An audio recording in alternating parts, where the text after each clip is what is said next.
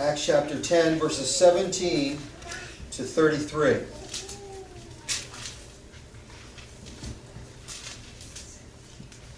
Beginning at verse 17. Now while Peter doubted in himself what this vision which he had seen meant, behold, the men which were sent from Cornelius had inquired for Simon's house and stood at the gate, and called and asked whether Simon, which was surnamed Peter, were lodged there. And while Peter thought on the vision, the Spirit said unto him, Behold, 3 men seek thee. Arise therefore, and get thee down, and go with them, and doubt nothing, for I have sent them. Then Peter went down to the men which were sent unto him from Cornelius, and said, Behold, I am he whom ye seek. What is the cause wherefore ye are come? And they said, Cornelius the captain, a just man, and one that feareth God, and of good report among all the nation of the Jews, was warned from heaven by an holy angel to send for thee into his house, and to hear thy words. Then called he them in, and lodged them. And the next day Peter went forth with them, and certain brethren from Joppa accompanied him. And the day after they entered into Caesarea. Now Cornelius waited for them, and had called together his kinsmen and special friends. And it came to pass, as Peter came in, that Cornelius met him, and fell down at his feet, and worshipped him. But Peter took him up, saying, Stand up, for even I myself am a man. And as he talked with him, he came in, and found many that were come together. And he said unto them, You know that it is an unlawful thing for a man that is a Jew to company or come unto one of another nation. But God hath showed me that I should not call any man polluted or unclean. Therefore came I unto you without saying nay when I was sent for. I asked therefore, For what intent have ye sent for me? Then Cornelius said, 4 days ago about this hour I fasted, and at the 9th hour I prayed in mine house, and behold, a man stood before me in bright clothing, and said, Cornelius, thy prayer is heard, and thine alms are had in remembrance in the sight of the Lord of God. Send therefore to Joppa, and call for Simon, whose surname is Peter.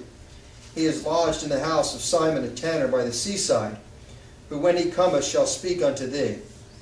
Then sent I for thee immediately, and thou hast well done to come. Now therefore are we all here present before God to hear all things that are commanded thee of God. The title of our message this morning, Acts chapter 10, verses 17 through 33, The Gentiles prepare to hear the gospel. The Gentiles prepare to hear the gospel. Our introduction. In last week's text, we read of 2 supernatural events. The first event was the visitation to the Gentile Cornelius by an angel. The angel instructed Cornelius to prepare himself for a meeting with the Apostle Peter. The second supernatural event was a vision given to Peter in which clean and unclean beasts were lowered from heaven in a sheet. Peter was instructed to kill and eat what he saw in the sheet.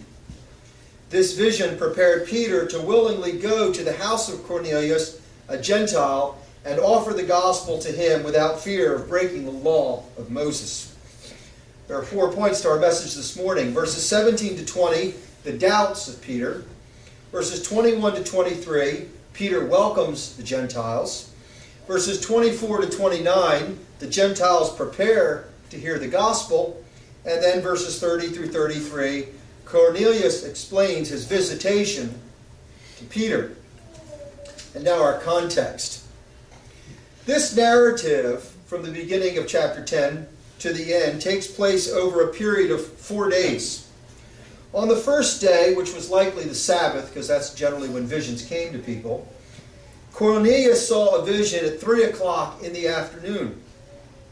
The following morning, which would have been a Sunday, he sent 3 servants to seek out Peter. On the second day, his servants traveled to Joppa and met Peter. The second night, Peter lodged the 3 servants.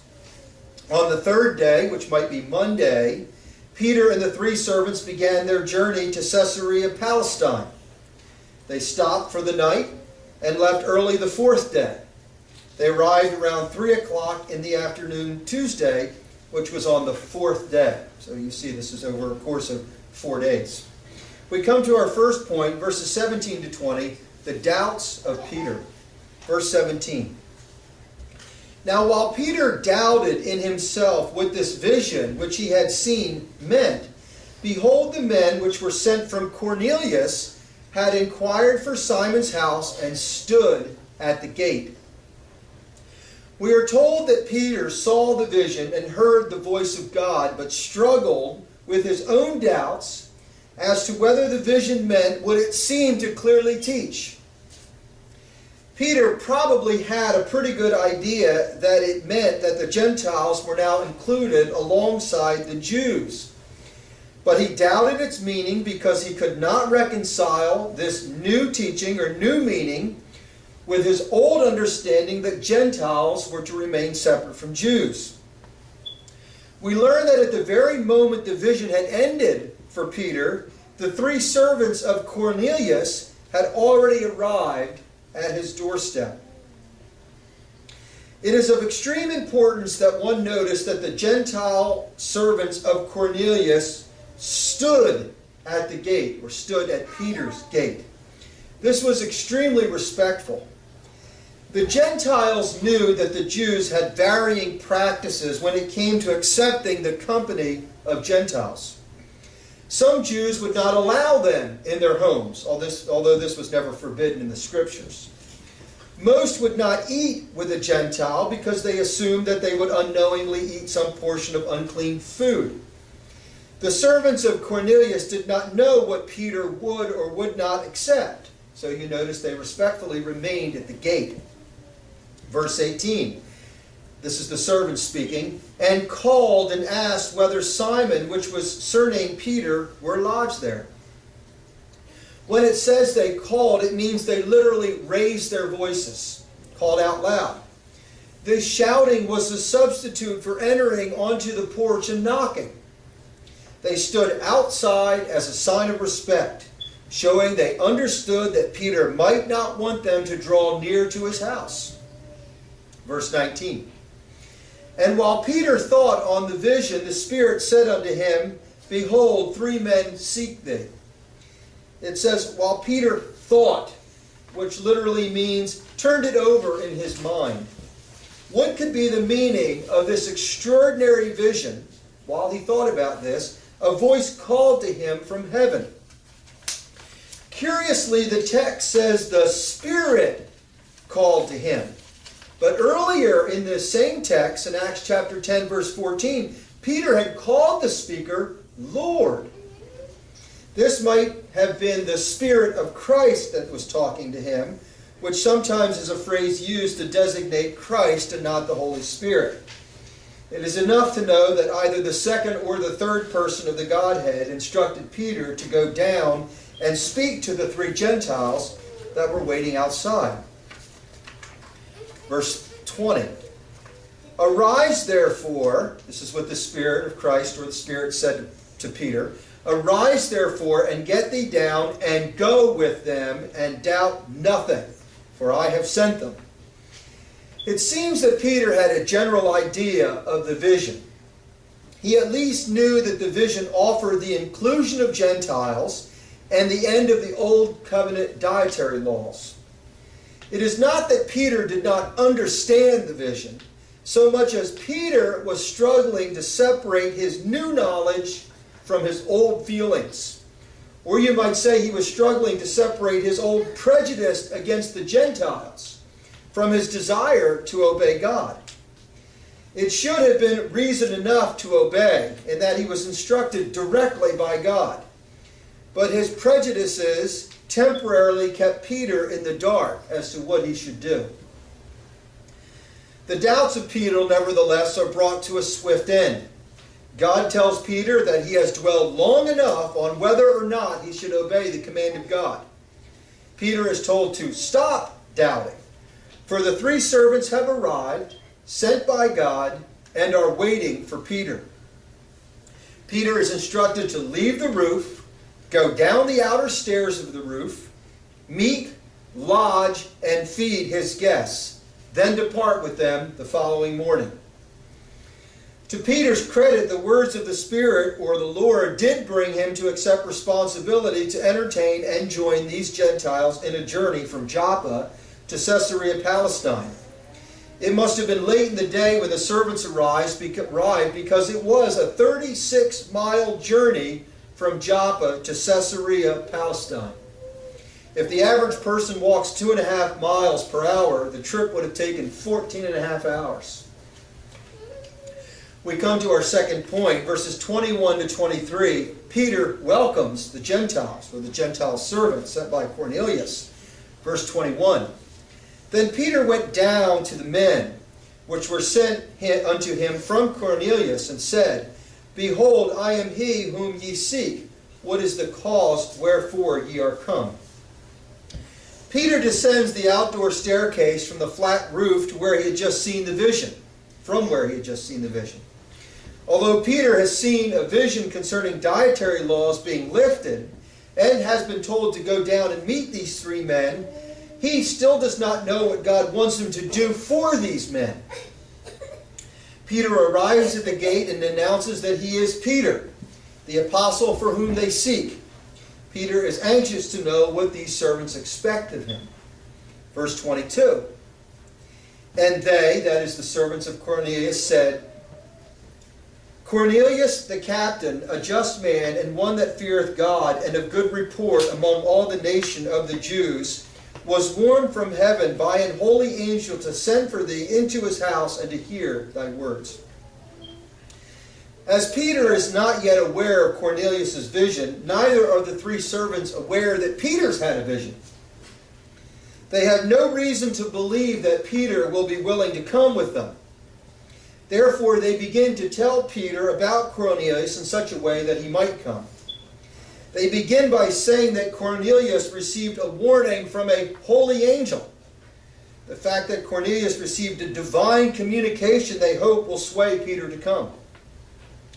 They describe Cornelius in glowing terms so that Peter might be more willing to consider keeping company with a Gentile. They explain that Cornelius believed in the Jewish God and was well liked by other Jews. They explain that his religious beliefs are sincerely put into practice through his good works towards the church, the Jewish church. Lastly, they tell Peter that the purpose behind all these extraordinary events is so that certain Gentiles would hear the preaching of the gospel from the mouth of Peter. Peter's vision is therefore confirmed when he learns that many Gentiles eagerly wait to hear of the gospel. Verse 23. Then called he, that is Peter, them, that is the servants, in, and lodged them.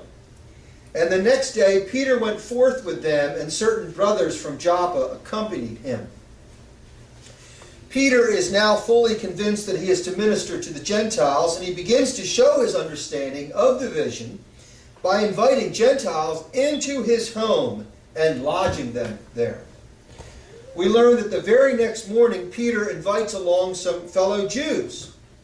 So they all departed together. Peter, the three servants of Cornelius, and some Jewish disciples or fellow believers from Joppa. We later learn that there are a total of 6 brethren taken along by Peter. That's in Acts 11, verse 12. This means there was a minimum of 10 travelers. We come to our third point. Verses 24 to 29, the Gentiles prepare to hear the gospel. Verse 24. And the day after they entered into Caesarea. Now Cornelius waited for them and had called together his kinsmen and special friends. The following morning, the third day since the angel appeared unto Cornelius, and the day after the vision seen by Peter, at least 10 men left Joppa and headed to Caesarea Palestine. The servants of Cornelius would have traveled 72 miles walking in just 3 days. Now the scene here shifts to the perspective of Cornelius. Cornelius would not receive the benefit of Peter's visit alone, but invites all his family, household, and friends to hear Peter. God has gone to great lengths to have Peter come. He had sent a vision to Cornelius, who had sent his servants on 3 exhausting days of travel. God recalled Peter from Joppa, all in preparation for some unknown words that Peter would speak to them. Cornelius had to know that these words would carry tremendous importance. He also had to know that he would be among the first Gentile recipients of the gospel from an apostle. Verse 25. And it came to pass, as Peter came in, that Cornelius met him and fell down at his feet and worshipped him. We should read closely the words, Peter came in. This is no small thing. Devout Jews did not enter the homes of Gentiles, yet Peter did. If Peter could enter the home of a Gentile, then by his holy example, the walls of separation between Jew and Gentile must have been removed. Next we read that Cornelius fell down at Peter's feet. We should not be too hard on Cornelius for this mistake of bowing at the feet of Peter. Now we know that Cornelius did not believe that Peter was a god or the God, because the text tells us that Cornelius was a legitimate God-fearing man. Cornelius is, however, a young believer, and wanting to show his gratefulness to Peter, he oversteps his boundaries and reacts with an excess of honor for Peter. The confusion of Cornelius likely stems from an unfortunate connection. Both Christ and Peter appeared on earth in human form. Both performed similar miracles, and both preached salvation.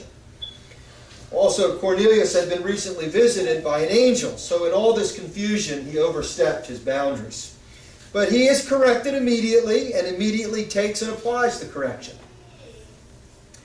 By way here in verse 25 of a practical application, while we may excuse Cornelius for bowing to Peter, there is no excuse for the Pope of Rome, who requires that those who meet his presence bow down to him and kiss his ring. The actions of the Pope are refuted here in this very text, as we see Peter rebuke the man who bows to him, a mere human.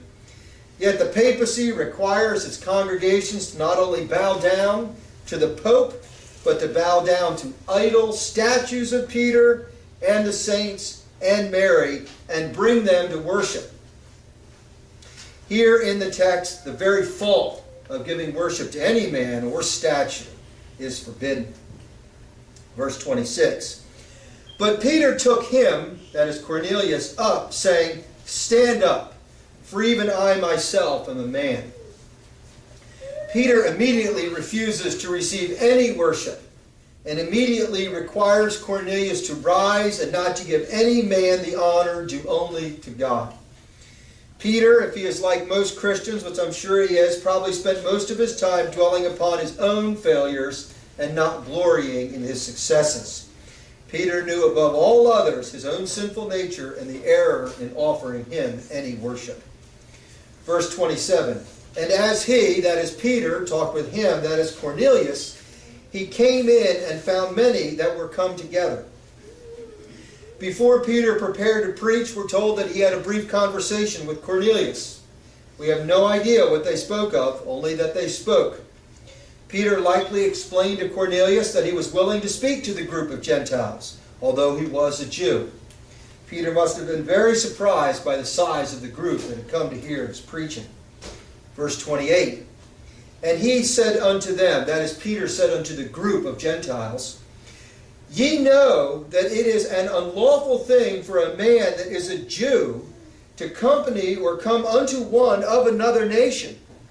But God hath showed me that I should not call any man polluted or unclean. Peter reminds the Gentiles of the previous regulations that stated that Jews could not keep company with Gentiles, and that his presence among them had in the past been unlawful. Peter probably stated this because many of the Gentiles who had gathered were likely wondering by what right Peter had to break this Jewish law. Peter reminds them that the laws formally forbid any close association with Gentiles, such as business partner, or marriage, or entering into covenants, or even gathering together for worship. But Peter has recently received a vision from God that sets aside the old practice and puts forward a new practice.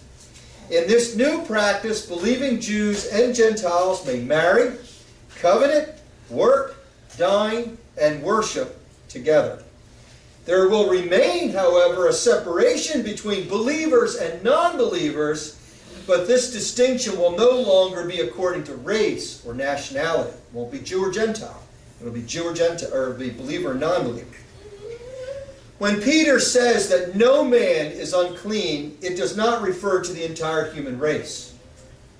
Those who practiced the Jewish faith in the Old Testament were clean, and the vast number of Gentiles were unclean. Today, the separation is no longer along national boundaries, but they are clean and unclean among every race. Furthermore, the children of believers are rendered clean by the faith of their parents and their subsequent baptism, while children of unbelieving parents remain unclean. What is of equal interest is that Peter should have known for some time the meaning of this vision. When Peter made a speech in Acts chapter 2, verse 21, he said, "And it shall be that whosoever shall call on the name of the Lord shall be saved." And again, in Peter's own words, chapter 2, verse 39, "For the promise is made unto you and to your children and to all that are afar off, even as many as the Lord our God shall call." So it seems that Peter wasn't aware of his own instruction that the Gentiles would come in. Peter, like any of us, was capable of saying the right words, but not necessarily knowing the meaning of his own words. Verse 24, "Therefore come I," this is Peter speaking, "Therefore came I unto you without saying nay, when I was sent for. I asked therefore, for what intent have you sent for me?" Peter explains his vision to show why he could now appear before them with a clear conscience. Before the vision, Peter clearly would not have come, but the vision opened the door to Gentile salvation. And now our final brief point, verses 30 to 39, Cornelius explains his visitation from an angel to Peter. Verses 30 through 32, we've already dealt with this before, so we'll just speak of it briefly. "Then Cornelius said, 4 days ago, about this hour, I fasted, and at the 9th hour I prayed in mine house. And behold, a man stood before me in bright clothing, and said, Cornelius, thy prayer is heard, and thy alms are had in remembrance in the sight of God. Send therefore to Joppa, and call for Simon, whose surname is Peter. He is lodged in the house of Simon a tanner by the seaside, who when he cometh shall speak unto thee." In these 3 verses, we have the retelling of Cornelius' visitation by an angel. There are only a couple differences here from the first telling, and I'll mention those 3 differences. First, we learn that Peter has arrived at almost the exact time that Cornelius had been visited by an angel 4 days earlier, 3 in the afternoon. We learn that Cornelius had been fasting, and that the purpose of this fast was that God might reveal to him a greater portion of the gospel. Cornelius was eager to learn more about the God that he worshipped. And thirdly, it is clear to Peter now why he has been called to Caesarea Palestine. This is Cornelius speaking to Peter. "Then sent I for thee immediately, and thou hast well done to come. Now therefore are we all here present before God to hear all things that are commanded thee of God." So now finally, after 4 days, the time has come to which all these preparations have been made. The servants of Cornelius have retrieved Peter. Peter has come, and Cornelius has gathered his friends and families.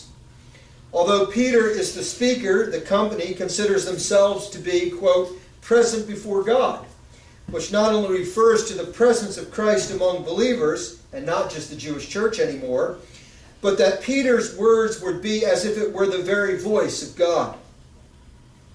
You might also notice that they are gathered to hear the commandments of God, which we might call the doctrines of the faith, because that's what's meant here. God alone is the author of these doctrines and commandments. And Cornelius and his gatherers desired to hear these doctrines and commandments and put their application into immediate practice, as are all those who are truly converted are eager to do. And we'll end there. And next week we'll pick up on Peter's first sermon to the Gentiles.